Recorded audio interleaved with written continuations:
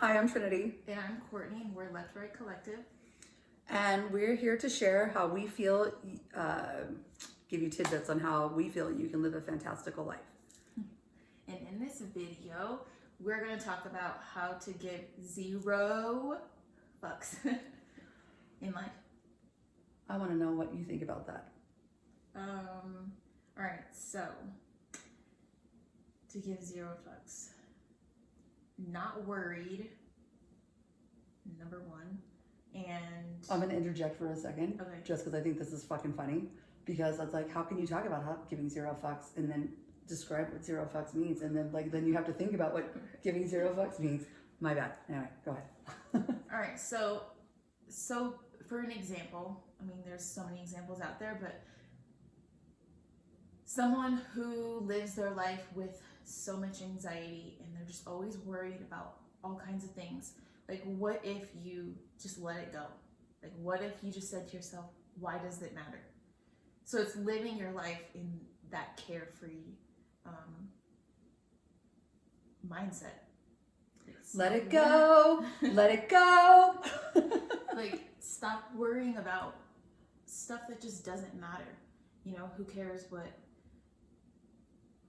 But, like, explain that deeply, because so many people give so many fucks. So how can you tell somebody, oh my God, I'm so fucking worried. I'm so like, this is going to happen. Like, what if this person thinks this? What if this is going to happen? Like, oh my God, I'm going to wake up today and it's fucking Chicken Little.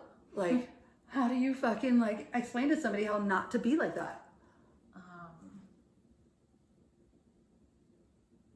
I literally, I know you know. I mean, like, I feel like for you, for example, I'm going to interject if you don't mind. The one thing that I was so attracted to with Courtney when we first started our relationship and friendship and working together in the salon, I was very enamored and impressed and respected so much how Courtney kept to herself. She didn't have a lot to say. She was an observer. She listened to what she needed to listen to, let go of everything else that did not matter. And some of us are already wired that way, which we are. I feel what we want to share in this video is how, if you're not naturally wired that way, to try to get into a mental practice. It's easy for us to live that way. It's a challenge for us to try to explain how to do it, I feel, because it's hard for us to maybe articulate a natural way of being. And in this way of being, there's freedom. Mm-hmm. So. Oh man, I don't know. I'm just trying to think. Like, I can't think of anything other than just like stop caring about what other people think. But think about the one conversation we had with one of my clients when we were talking about not having attachments. Remember when she was like, "How are you not attached? How are you not attached to this?" Because attachments is part of like what's worry and anxiety. I'm attached to this. I'm attached to a fear-based mindset. Right. So having 0 fucks, I know Courtney is in alignment with what I'm saying. That's why we're making the video. So, because there's 2 binary emotions. There's love and fear. If you are living your life to the best of your ability, because we are humans, if you can live every day trusting. Right. It's trust. That's how you can, if you can all move I into can that. think about is like giving examples to show. Yeah, let's give examples. We need examples. Because I don't know how to explain that in any other way. So I'll say, for example, I lost my job in the middle of a pandemic, and I had rent to pay and a million other bills and things, and I was thinking, what the heck am I gonna do? Well, I just knew in my heart, if I just keep saying things will be okay, things will work out, they just will. Mm-hmm. And sure enough, it did. Like, all of a sudden, I was just getting opportunities and I took it. So that's just like one example for not worrying and not. That's what I think what we want to try to explain is like giving zero fucks is not worrying. Clearly we care. Clearly we know that there are things to care about. But when we are saying zero fucks, meaning when life hands you lemons, there's going to be a vodka lemonade. Yes. But you have to truly believe that. Right. That goes hand in hand with that as well. I know Courtney said she wanted me to share a story of like what really got me into the zero fucks mentality is my son when he was a few days shy of turning 3. He turned 3 his first day in the ICU. He had bacterial spinal meningitis, sepsis, and pneumonia. And if you are a young child or an elderly person, if you have pneumonia and you are on life support and bedridden, that is usually the kiss of death. I already came in the gates in this life experience already having a very eternal optimistic attitude. I lost my father when I was super young. However, point being, when my son was sick, I felt very deeply connected to my dad's vibration. And I was driving to the hospital feeling very alone, feeling very scared, the most not confident I have felt in a really long time. And I feel fortunate to share this story because I listened to my guidance, and my guides are angels, past loved ones, and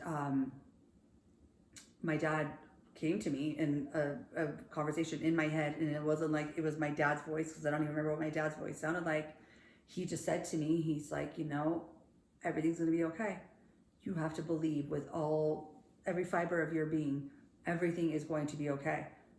And if you stay in that vibration, I promise you, nothing will be wrong.